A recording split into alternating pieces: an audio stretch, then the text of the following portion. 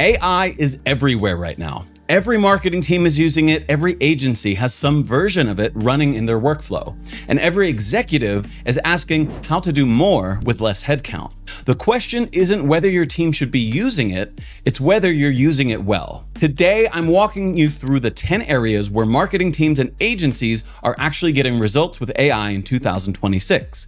Not just using it, but building it into how the work gets done. So whether you're a marketing manager trying to hit growth targets with the same team size, an agency trying to handle more clients without burning people out, this is for you. Now, here's the thing. If you're responsible for growing a brand online, AI has made it easier than ever to build a product, launch a website, and get people in the door.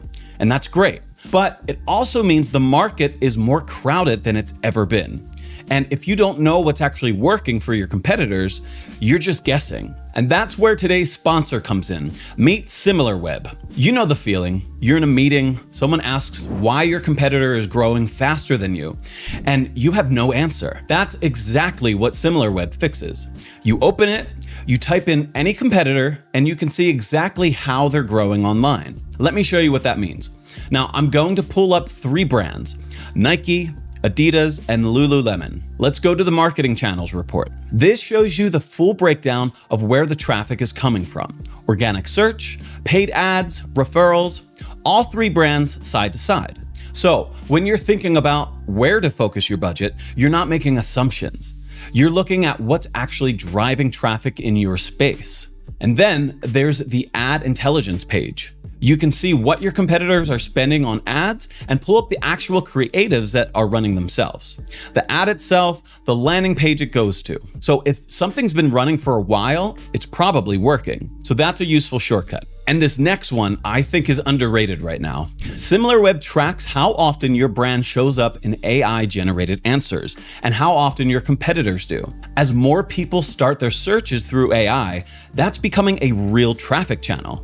And once you see where you stand versus your competitors, you know exactly where to focus. Best of all, everything I showed you is accessible without having to go through a whole procurement process. You just sign up with a card and you're in. If you're at a point where you need more custom data, enterprise features, that's available too through their team. You can start your 7-day free trial. The link is in the description below. Let's get into the 10 marketing tactics that will dominate 2026. Social media is where we start.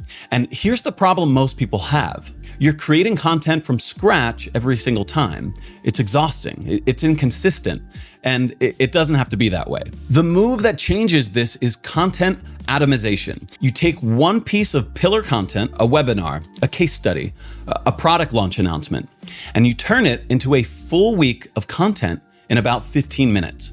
Here's how. Paste a solid summary of that content into Claude, for example. Ask it to break it down into platform native formats for every channel that you manage. Not just write 5 LinkedIn posts. You give it the platform, you give it the audience, you give it the character of that channel. And here's what it can generate in seconds. A LinkedIn post with a professional observation and a question at the end. A short punchy caption for visual asset. A pull quote formatted for the right dimensions.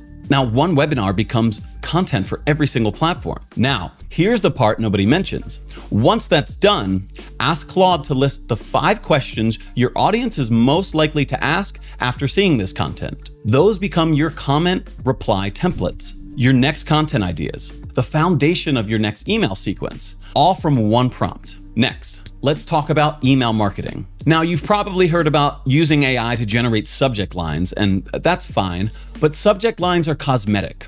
The real problem is how you're building your segments. See, most marketing teams segment by job titles and company size. That's demographic data. It tells you who someone is, but it doesn't tell you what they just did or what they're about to do next.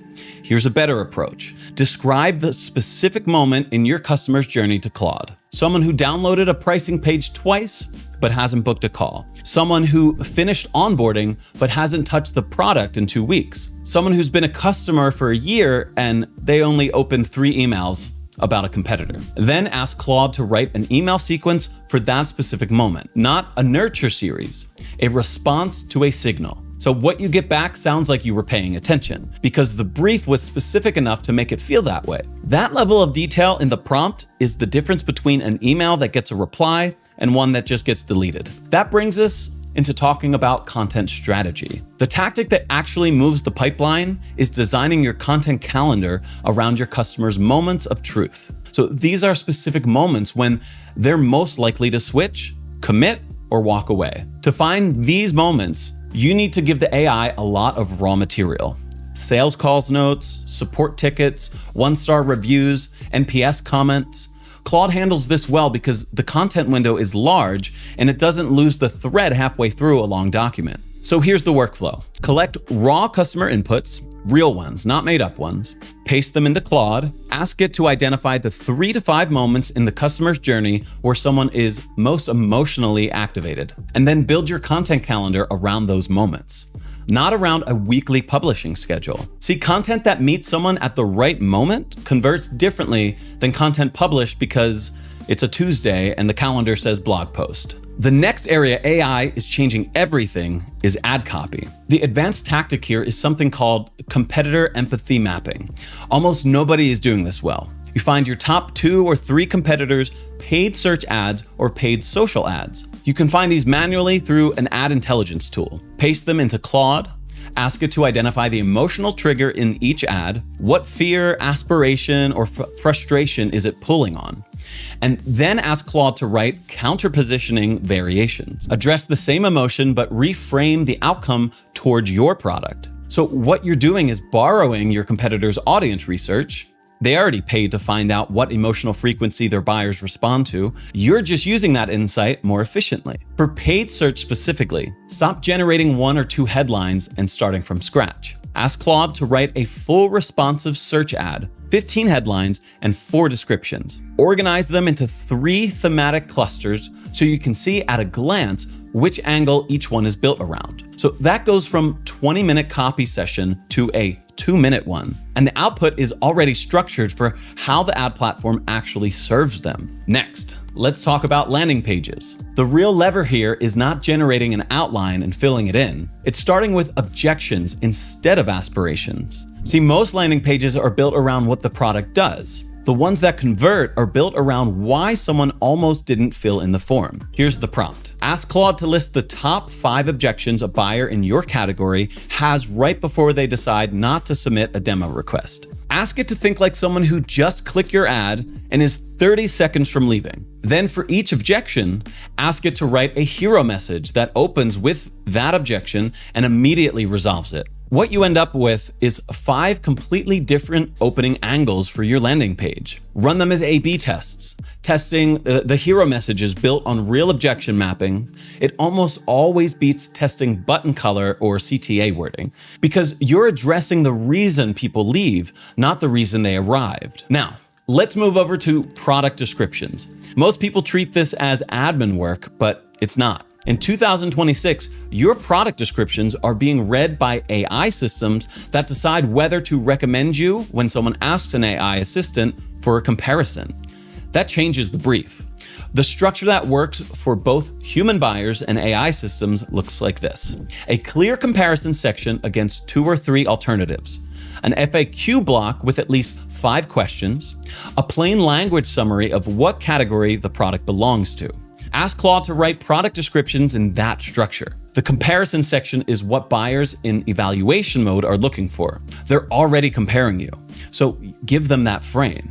The FAQ block is what AI systems pull from when they need a concise answer. The category definition helps a language model understand what you are before it decides whether to cite you or not. Now, here comes an important part of any marketing campaign: writing video scripts. The tactic most tutorials skip is using AI to analyze what's already working before you write anything new. If you're producing webinars, CEO to camera content, or explainer videos, take the transcript of your 3 highest performing pieces and drop them into Claude. Ask it to identify a pattern. Where does the hook appear?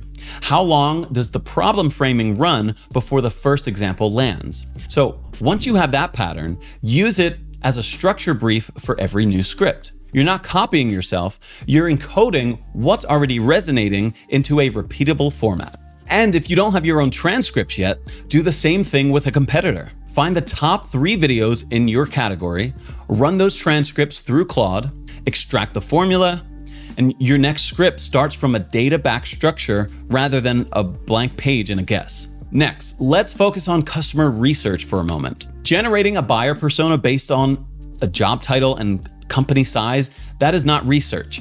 It's an assumption with good formatting. The approach that actually improves your marketing is what some people call a dynamic AI persona. It starts with real inputs, not invented ones. Collect sales call recordings, support tickets, 1-star product reviews, competitor reviews, NPS comments. Basically anything where a real customer said something unfiltered. So paste extracts of all of that into Claude because the volume and the variety of input, it handles this better than most tools. Ask it to build a persona based only on what real customers actually said, not what you assume that they feel. Then the critical step. Ask Claude to identify the 3 moments in that customer's journey where they're the most emotionally activated, most uncertain, most likely to switch, most open to a new solution. Those are the campaign trigger points. Every piece of content, every email, every ad gets mapped to one of those moments. That's a different starting point than a static persona document that gets updated once a year. Now, SEO. And here's where I want to bring in a second tool. The biggest shift in search right now isn't keyword rankings, it's getting your brand cited in AI-generated answers, once again. When someone asks an AI assistant a question in your category and it recommends 3 sources, that recommendation is built from a specific pool of pages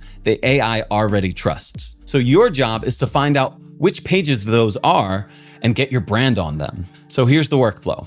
Open Perplexity, run 10 to 15 of your highest value search queries, watch which sources it cites at the bottom of every answer. So those are the review sites, comparison guides, and community threads your target buyer is being handed when they ask an AI assistant anything relevant to your market. Your PR outreach list writes itself here. So take those target pages, go back to Claude, ask it to draft the outreach pitch for each one, the angle, the why us hook, the specific data point or case study you'd contribute. Alongside that, ask Claude to restructure your key content pages with a clear FAQ section, a category definition in plain language, and at least one specific factual claim that a language model can pull directly. That's what gets you cited rather than just indexed. So one caveat here, Claude and Perplexity don't have live search volume data. Always check keyword demand in a dedicated SEO tool before you build a content plan around it. And this is exactly where SimilarWeb adds another layer.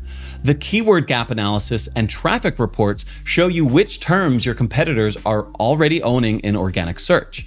So you're not optimizing for AI citations in isolation. You're building towards a channel mix that shows up in the data. Finally, let's talk about customer support. Generating a list of FAQs is the floor, not the ceiling. The upgrade that actually scales is building what some technical support teams call a content packet. This is a structured reference document. You build it with Claude. It gives your AI support agent the right background information to handle complex queries without escalating them to a human. Feed in your product documentation, your most common escalation triggers, the 10 questions your support team dreads because the answers are very nuanced. Ask Claude to organize that into a reference document structured so an AI agent can find the right answers in under 10 seconds. The second piece is response tone. Ask Claude to rewrite your 10 most common support replies so each one opens by first acknowledging the specific frustration right before it presents the solution. The difference between a response that feels like genuine help and one that feels like a deflection is almost always in that first sentence. Claude is extremely good at that rewrite. It's a 5-minute task, not a half-a-day one. So when your support feels human at scale, retention follows. All right, if this helped you out, make sure you subscribe for more honest breakdowns of AI tools, no hype, just what actually works and what doesn't. I love diving into these topics and finding new creative ways to use these AI tools. Oh, and before you go, if you want some extra help, and a place to connect with others who are actually building this stuff too, join our Skool community. It's where I share behind the scenes tutorials, I give feedback on your AI setups, and you can hang out with other entrepreneurs going through the same journey. It's honestly where most of the real breakthroughs happen. Drop a comment below. Let me know how you are going to use the tactics I talked about today. Did you find it useful? Even if not, let me know in the comment section below. Thank you guys so much for hanging out with me today. I will see you in the next video where we're going to take this even further and dive deep into AI-powered productivity. Just click the video on my left and you'll see exactly what I'm talking about. See you there.